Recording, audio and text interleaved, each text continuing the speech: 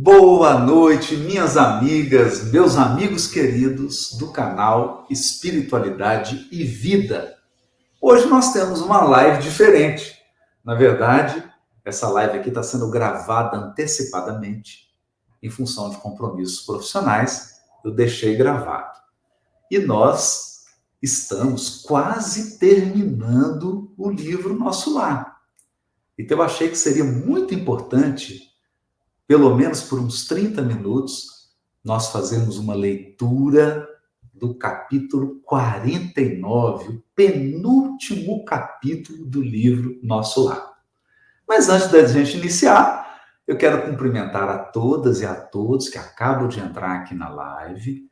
Quero dizer que o canal Espiritualidade e Vida é o canal onde eu destino exclusivamente para a divulgação da doutrina espírita.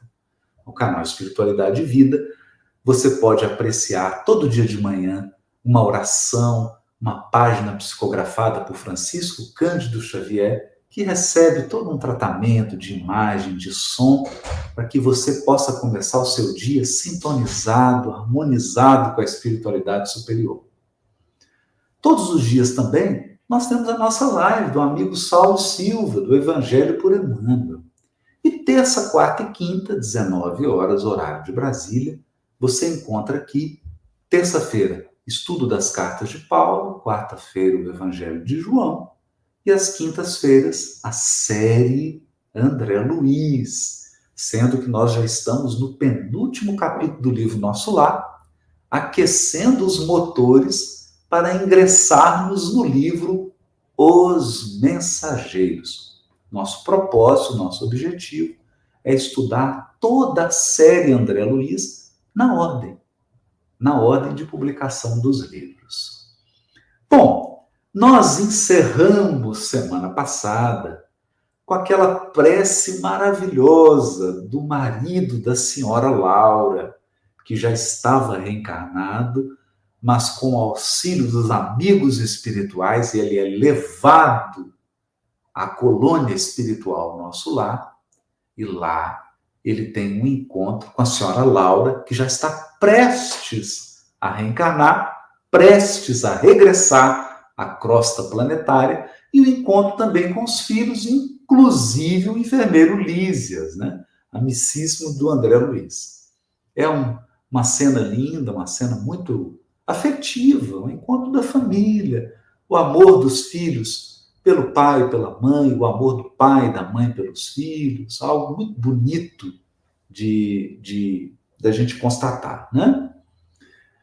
Agora, nós vamos adentrar num capítulo que eu diria um capítulo central do livro Nosso Lar. André Luiz recebe de Clarencio a notícia de que, simultaneamente ao trabalho de levar a senhora Laura para a reencarnação, aproveitando que ele, ministro Clarencio, ministro do auxílio, estava encaminhando a senhora Laura para a crosta planetária, André Luiz poderia acompanhá-lo e teria, depois de um ano morando na colônia, teria permissão para visitar a sua família sanguínea, a sua família terrestre. André Luiz, então, fica impactado com a notícia, muito surpreso, cheio de ansiedade, de apreensões, de saudade, um misto de sentimentos, um misto de expectativas. E o capítulo 49 é exatamente o capítulo intitulado Regressando à Casa. Aqui, André Luiz terá que provar à espiritualidade superior que ele é digno de ser um morador de Nosso Lar. Até então, ele fora acolhido na condição de assistido, na condição do amor e da caridade da sua mãezinha, que já voltou, e do ministro Clarencio, que interviu que auxiliou, que acompanhou todo o caso. Agora chegou a hora da prova. Agora chegou a hora da avaliação do aluno. Será que o aluno aprendeu o conteúdo? Será que o aluno André Luiz fixou no seu coração as lições básicas do Evangelho que o coloquem em condições de ser um habitante da colônia Nosso Lar? Ou falando de uma forma mais direta, será que André Luiz será capaz de perdoar? Será que André Luiz será capaz de compreender? Perdoar e compreender? Será que André Luiz será capaz de amar sem a possessividade, sem o ciúme, sem o apego que é peculiar do amor dos encarnados? Um amor ainda mesclado de muito egoísmo, de muita posse, de muita imperfeição moral? Será que André Luiz está preparado para o amor espiritual? É o que nós veremos agora nesse capítulo 49. E o capítulo começa assim. Nós vamos ver um pedacinho dele, só um pouquinho. Imitando a criança que se conduz pelos passos dos benfeitores, cheguei à minha cidade, com a sensação indescritível do viajante que torna ao berço natal depois de longa ausência. Imagina o impacto de André Luiz chegando na cidade do Rio de Janeiro. Depois de todo aquele tempo no umbral, depois de tudo vivido, de um tempo que não é cronológico, não é um tempo subjetivo. Para ele, uma eternidade. Sim, a paisagem não se modificara de maneira sensível. As velhas árvores do bairro, o mar, o mesmo céu, o mesmo perfume errante, embriagado de alegria, não mais notei a expressão fisionômica da senhora Laura, que denunciava extrema preocupação. E despedi-me da pequena caravana que seguiria adiante. Clarencio abraçou-me e falou: você tem uma semana ao seu dispor. Uma semana. Passarei aqui diariamente para revê-lo, atento aos cuidados que devo consagrar aos problemas da reencarnação de nossa irmã. Está falando da Laura. Se quiser ir a nosso lar, aproveitará minha companhia. Passe bem, André. Estava traçado o plano. André Luiz tem uma semana, 7 dias, vai permanecer na sua antiga casa. Todavia, Clarencio fará uma visita diária. E André Luiz terá a opção de acompanhar Clarencio a nosso lar, se for do interesse dele, se por acaso ele precisar, acompanhar Clarencio, socorrer-se de Clarencio, utilizar da assistência do ministro do auxílio, desse benfeitor na vida de André Luiz, que é o ministro Clarencio. No entanto, ele pode ficar os 7 dias. Ele não precisa retornar antes. Clarencio abraçou-me e falou: você tem uma semana ao seu dispor, e aí explicou tudo isso que eu acabei de ler. Último adeus à dedicada mãe de Lísias, e me vi só, respirando o ar de outros tempos a longos haustos. Não me demorei a examinar pormenores. Atravessei celeremente algumas ruas a caminho de casa. O coração me batia descompassado à medida que me aproximava do grande portão de entrada. O vento, como outrora, sussurrava carícias no arvoredo do pequeno parque. Desabrochavam azaleas e rosas, saudando a luz primaveril. Então era uma primavera. Em frente ao pórtico, ostentava-se garbosa a palmeira que com Zélia eu havia plantado no primeiro aniversário de casamento. Era um símbolo ali emocional, né? Aquela palmeira que ele plantou no aniversário de casamento. Ébrio de felicidade, avancei para o interior. Tudo, porém, denotava diferenças enormes.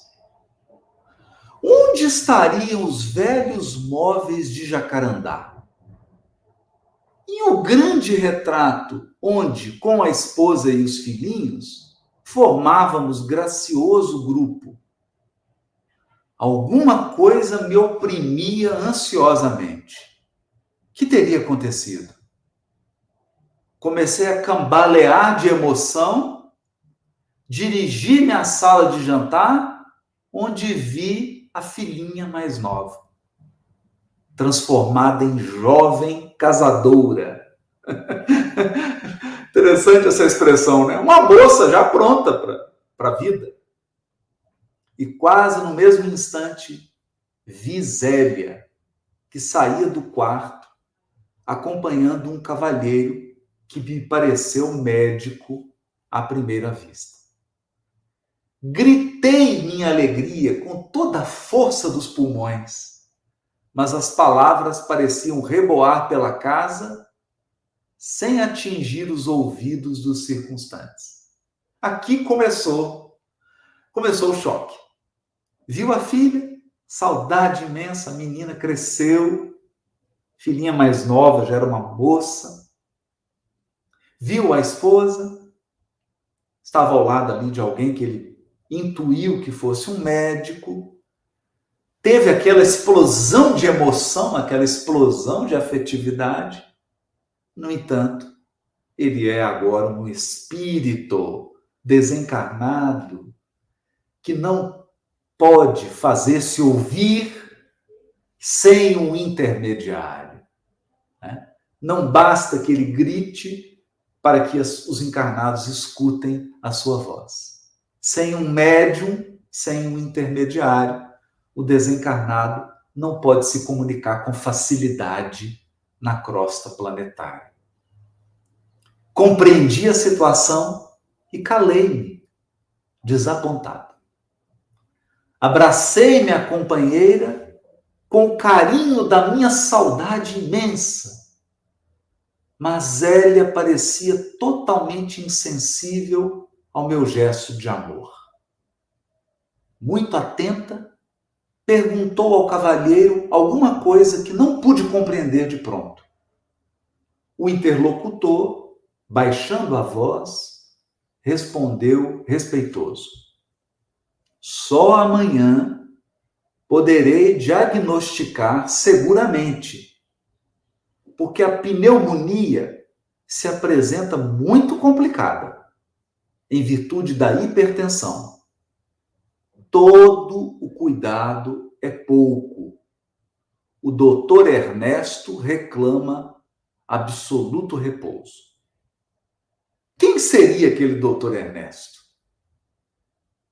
Perdia-me num mar de indagações quando ouvi minha esposa suplicar ansiosa: mas, doutor, salve-o por caridade.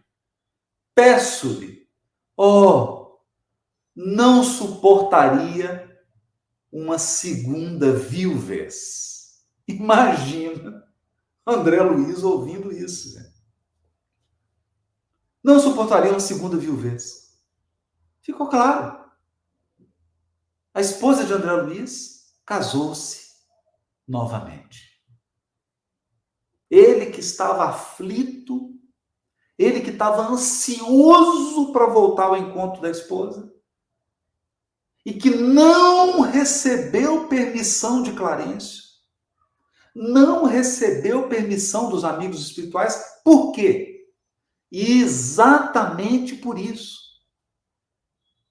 Porque Zélia, encarnada, com filhos pequenos, naturalmente, gozava do direito de ter um novo companheiro que pudesse apoiá-la, que pudesse auxiliá-la na proteção daquele lar, na educação dos filhos, que pudesse auxiliá-la, não deixá-la ao desamparo, que pudesse também ter um apoio afetivo, um suporte afetivo. A pergunta é: André Luiz estava espiritualmente preparado para isso? Ele, que como a maioria dos encarnados, cultiva um amor possessivo, estaria preparado para conviver com esse tipo de situação? Então agora a gente entende por que os amigos espirituais protegeram André Luiz. Preservaram André Luiz. Ele ainda não havia edificado a compreensão suficiente para enfrentar esse tipo de situação. Não estava emocionalmente preparado para esse gênero de desafio. E digo, os desafios de ordem afetiva são os maiores na rota evolutiva do espírito. Toda vez que toca no nosso afeto, toda vez que toca no nosso mundo emotivo, toda vez que toca nas nossas afeições, nem sempre nós respondemos de uma maneira equilibrada. Nem sempre nós respondemos à altura dos nossos conhecimentos. Esse é o desafio. Essa é a prova. Então nós aprendemos o Evangelho, nós falamos do Evangelho com uma beleza de palavras, de imagens.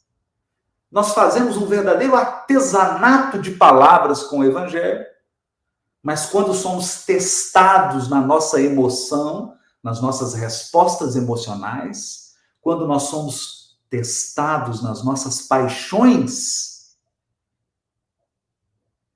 nem sempre nós damos um testemunho à altura do conhecimento que exibimos, que já exibimos. Então aqui era a prova. Essa era a prova de André Luiz. Essa prova que ia definir se ele se tornaria ou não um cidadão de nosso lar. Não mais alguém que estava em nosso lar por intervenção da mãe ou de Clarencio, mas alguém que estaria em nosso lar por mérito próprio, por conquista própria, por demonstrar ter condições emocionais de habitar em nosso lar. Esse é o ponto. Condições emocionais. Zélia chorava e torcia as mãos, demonstrando imensa angústia. Um corisco não me fulminaria com tanta violência. Estou dizendo? Estou dizendo? Aquilo foi um projétil, foi um tiro. Outro homem se apossara do meu lar. A esposa me esquecera.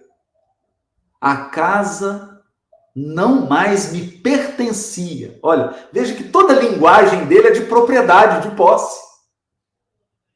Toda a linguagem dele é de posse. Olha, outro homem tomou posse do meu lar.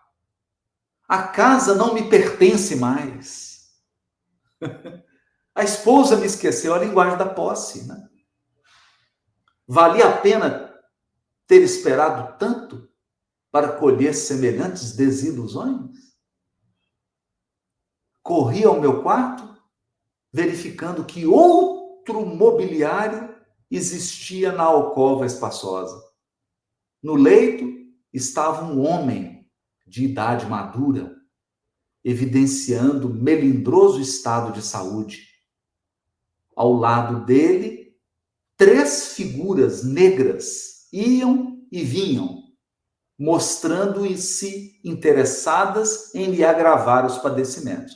Evidentemente, André Luiz está se referindo aqui a entidades perversas, obsessoras do Ernesto, interessadas na desencarnação do Ernesto, e que, por serem entidades muito imperfeitas, muito inferiores, não possuem a luz dos espíritos superiores. Possuem uma cor opaca, não é? Sinal da imperfeição moral. Né? Então, esse é o sentido aqui da frase. Né? Interessadas em agravar os padecimentos. Estavam ali interessadas em obsidiar. Estavam interessadas no pior. De pronto, tive ímpetos de odiar o intruso com todas as forças. Mas já não era eu o mesmo homem de outros tempos. Olha que lindo. Já não era eu o mesmo homem de outros tempos. Ele queria odiar, mas já não conseguia. Por que não conseguia? Porque a luz do Evangelho, a planta individual, personalíssima, a planta que cada um de nós tem no coração, a plantinha do Evangelho, já começaram a nascer, já começaram a germinar. Ele podia reclamar, ele ficou ansioso, ficou revoltado, mas já não conseguia odiar. O Senhor me havia chamado aos ensinamentos do amor, da fraternidade e do perdão. Amor, fraternidade e perdão. Verifiquei que o doente estava cercado de entidades inferiores, devotadas ao mal. Entretanto, não conseguia auxiliá-lo imediatamente. Assentei-me, decepcionado e acabrunhado, vendo Zélia entrar no aposento e dele sair várias vezes, acariciando o enfermo com a ternura que me coubera noutros tempos. Olha que relato magoado, né? Está fazendo nele o mesmo carinho que fazia em mim, né? É um ciúme voraz, né? E depois de algumas horas de amarga observação e meditação, voltei cambaleante à sala de jantar, onde encontrei as filhas conversando. Sucediam-se as surpresas. A mais velha casara-se e tinha ao colo o filhinho, ou seja, André Luiz já era avô. E meu filho, onde estaria ele? Mas isso serão cenas dos próximos capítulos. Semana que vem, nós vamos dar continuidade, aí sim, ao vivo, presencial, né? Porque esse vídeo aqui é um vídeo gravado. Eu gravei ele mais curtinho, por causa dos compromissos profissionais. Mas eu não queria deixar de gravar pelo menos esse pedacinho para a gente dar sequência nos estudos. Semana que vem a gente continua desse ponto, essa lição surpreendente, desafiadora para todos nós. Desafiadora para todos nós. Pessoal, uma boa noite para todos. Um excelente final de semana, muita paz para todos. Semana que vem a gente retoma, lembrando que as lives espíritas são aqui no canal Espiritualidade e Vida. E as lives ocorrem sempre às 19 horas, horário de Brasília, terça, quarta e quinta. Eu aguardo vocês semana que vem. Um abraço para todos. Fiquem com Deus.